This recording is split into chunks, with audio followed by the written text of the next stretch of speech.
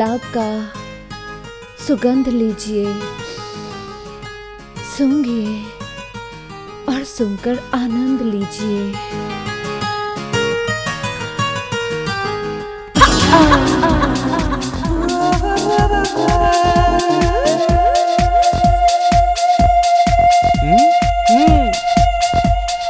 Hello का भाई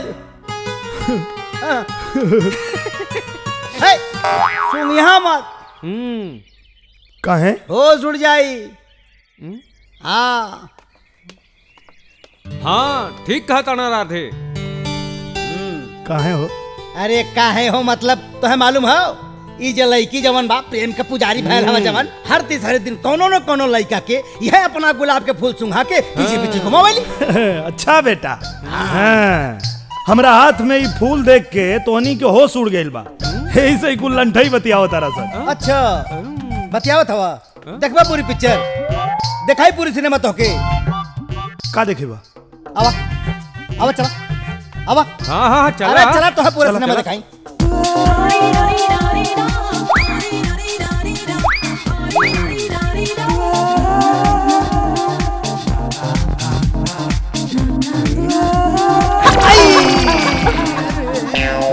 लौकत नहीं थे का? दे दो हमार बैग। स्टूपिड। चला का रे? अबे गिरल इंसान और कितना नीचे गिरबे हैं? वो साला है ब्यात फूल के चक्कर में। अरे भैया लागत बा ई फूल के खुशबू सूंघे के चक्कर में कुछ और सरौ सूंघ लेल बाड़े। अच्छा हट हट हट। ऐसा सुनाऊ अगर ऐसा ही फूल के चक्कर में तू गिरत रहबो तो एक दिन हमनी के आके तोरे फोटो पे फूल चढ़ावे के पड़ी। समझला? चल सुधर जो और हमनी के टीम में आ जाओ, ठीक बा? और अब चला तो हम लोगों के दिखाई कि फूलन देवी अपना फूल के चक्कर में कैसे भावरा के मटरावतानी अपना फूल के ऊपर। फूल है गुलाब का सुगंध लीजिए, सूंघिए और सूंघकर आनंद लीजिए लीजिए। Thank you madam. देखा अपने फुलझड़ी के लीला। ये फुलझड़ी के तो हम ऐसा फूल सुंघाई कि आज के बाद ही केहू के फूल सुंघा के फूल बनावल भुला जाइए। यह मानव शरीर के दो रूप, एगो जिंदा और दूसरा मरल यानी कंकाल। जिंदा शरीर में दिल, किडनी, गुर्दा तमाम ऐसा अंग होला जे कि अगर काम करल बंद कर दे तो इंसान मर जाला। सर ओकरा बाद तो ऊ आत्मा बन जात होगी। और आत्मा जो है भूत। विज्ञान में आत्मा और भूत कुछ ना होला। सर कुछ साल पहले स्टाफ रूम में एगो लड़की फेल भइला के वजह से आत्महत्या कैले रहे और शायद अब चुड़ैल बन गेल बिया। सब बकवास है। विज्ञान में भूत प्रेत चुड़ैल ये सब सुनल बात है और विज्ञान में एकरा खातिर कौनो जगह नहीं खे। अच्छा एकर मतलब वो आत्महत्या वाली बात झूठ है। सच हुई लेकिन वो चुड़ैल बन गई, एकर कोनो सबूत नहीं खे। आज के लिए इतना ही, बाकी कल चला। अरे यार इनका के खुदे नहीं के पता तई का बताइए। हम बताओ तनी। हाँ बताओ बतावा। पुरनका स्टाफ रूम में चुड़ैल हो तो हो। क्या बात करते हो? हाँ कहो सूरज भाई सही का तरह हो। हाँ यार पुरनकी स्टाफ रूम में चुड़ैल बा। अरे बाप रे बाप पता तो के हाँ उ सबके लौकबो न करेले। अच्छा आ जेके लौके ले हाँ ओके पकड़ के चिपक जाले।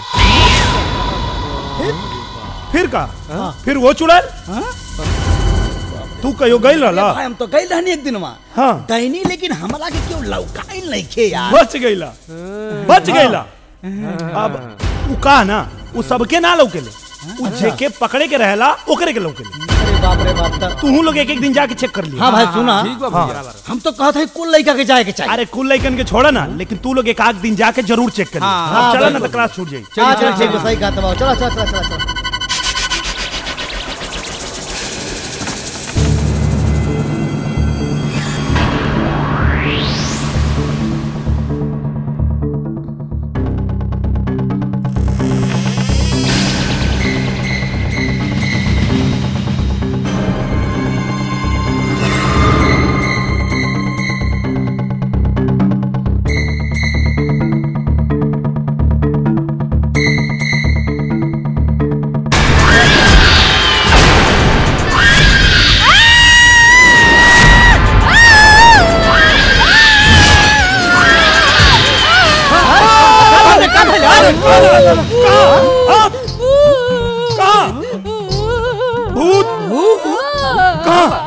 ए सूरज हाँ ई तो उहे पुरनका स्टाफ रूम हुआ हो ना जौने में उ लड़कियां फांसी लगा के मरल रहे।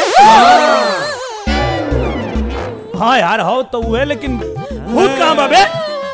भूत लौका था तोरा के? अरे मर्दे न पर न पाखी न आदमी कहा हमके भूत उत लौकाता नहीं कि भूत कहाँ बा? तोरा के लौका था? हमरा भी नहीं के लौका।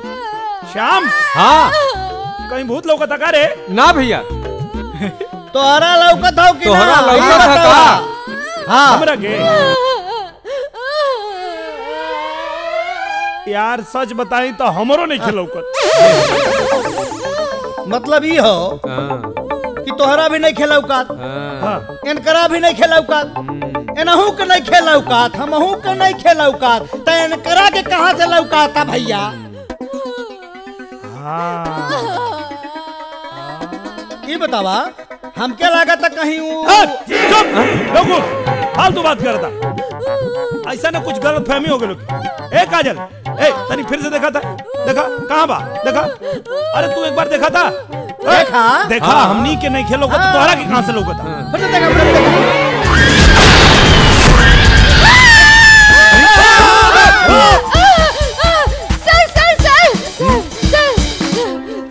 सर वहाँ चुड़ैल लटकल बिया। का पागल जैसन बात कर बाड़ू काजल? हम सच कहता नहीं, हम अपने आँख से देख ले बानी। स्टाफ रूम में चुड़ैल लटकल बिया। चला, लेकिन अगर तुम्हार बात झूठ निकलल तो हमसे बुरा केहू ना होखी। नहीं चलिए। आई ऊपर देखिए, वो चुड़ैल लटकल बिया। काजल हम तो देख लेली, और तू देख के बताओ कि कहाँ बा चुड़ैल? सर यह बात हमनी के कब से समझावता नहीं जा। ईमान एक तैयारी नहीं की, बिना वजह चिल्ला चिल्ला के यहाँ सबके जुटौले बाड़ी। बताइए सर। बोलो बोलो। लेकिन सर हाँ हम अपने आँख से। तारा के मालूम बा कि तारा ई गलती के कारण ई कॉलेज से तारा के रिस्टिकेट भी कइल जा सकेला। ई तोहार पहली गलती है, एक कारण माफ करता नहीं। आइंदा ऐसा मजाक करके अगर कॉलेज का माहौल खराब करने की कोशिश कैलू तो तारा खातिर कॉलेज में कोनो जगह ना होखी। चलो सब लोग अपने अपने क्लासरूम में जाओ। चला चला भैया, चला चला लोग, बिना वजह डरवावत।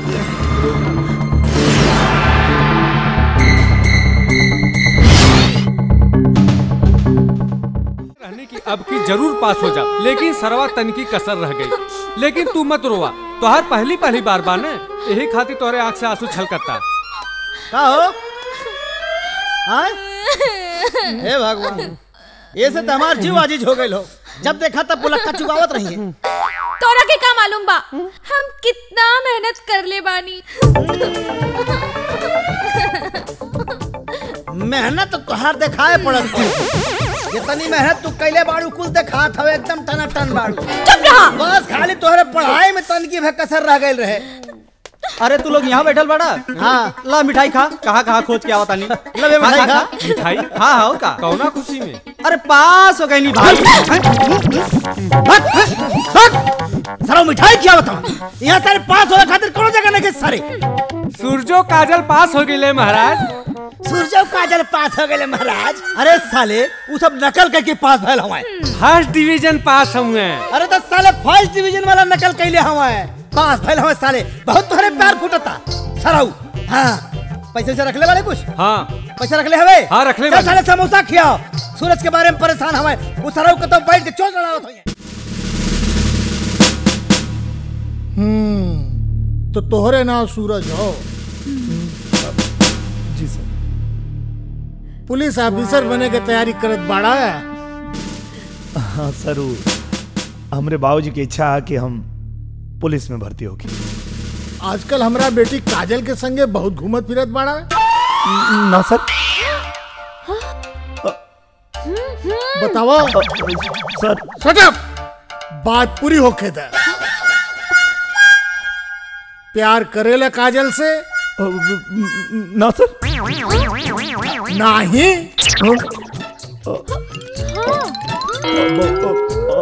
हाँ सर। बियाह करल चाहत बाड़ा? अच्छा तो तू हमरा बेटी से बियाह करबा? ना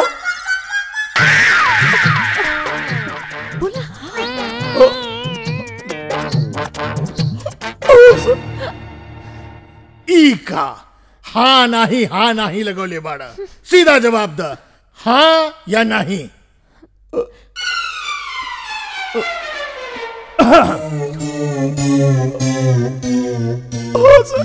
अच्छा तो एक बात जाने ला। कौन सर? हुस्न कहता मोहब्बत के दीवानों से। वाह वाह वाह वाह वाह वाह। मेरी गलियों में आना कफन बांधकर। कहा सर? कफन? हाँ कफन। कफन? इश्क बाजी करेगा वही नौजवान, जान बाजी लगाएगा जो शादी कर। यस।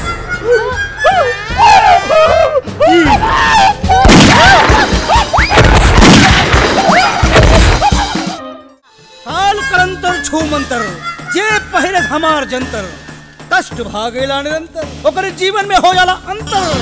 और नहीं ना तो उठाला हमार फिर हंटर। गिल गिल गिल गिल गिल गिल गिल गिल गिल गिल। दुष्टात्मा बोल बोल बोल। ई भोली भाली परिवार के पीछा छोड़े खातिर का लेगी? बोल। 100 साल से हमारा आत्मा भटका था।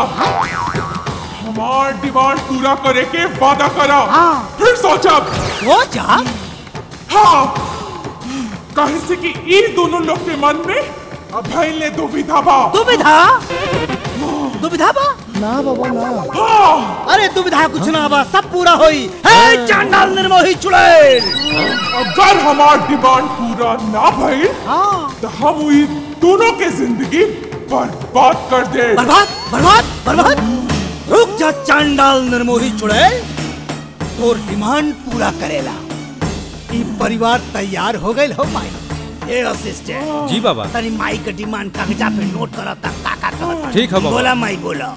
10 बोतल दारू, 5 किलो देसी मुर्गा, 10 किलो चावल और एक काला नमक और 10,000 रुपया। ए माई, पिछले जन्म में पटना रेलवे स्टेशन में भीख मांगत रहलू है का? चुप। इतना काहे गुस्सात हो माई? ए दमदमी माई, ई 10,000 रुपया करबू का हो?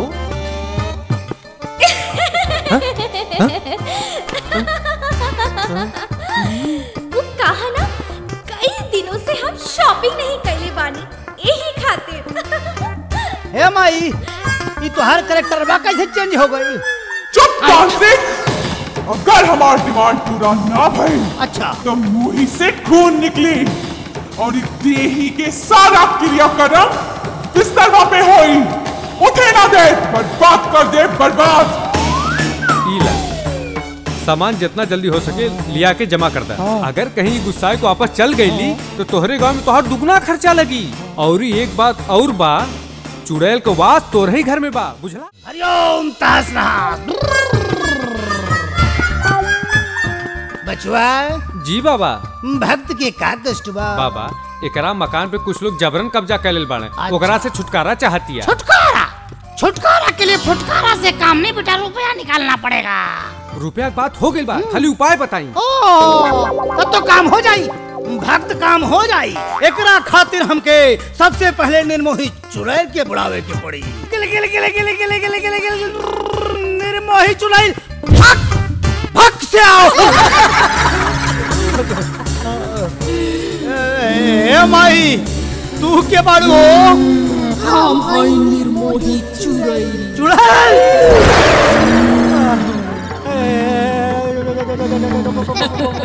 माही, तू कैसे आइलू हो?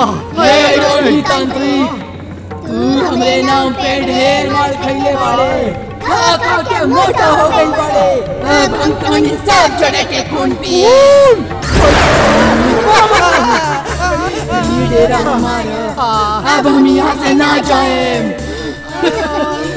टोनी के मरे के पड़ी। हमारे माल हमरा के वापस ना बोला कहाँ बा? तोरे डेरा का घेरा तोड़ के हम नहीं आए नहीं। हमसे गलती हो गई भाई।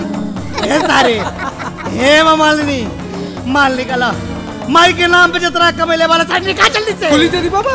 अरे कुल ना चढ़ोगा डाली गलबा। हे माई कुल ले लो। ई डेरा ले ला, फेरा ले ला, कुल ले ला, माई ले लो। हे हाईटेक मोबाइल ले ले रानी, इहो ले ला। हे जा भाग सारे।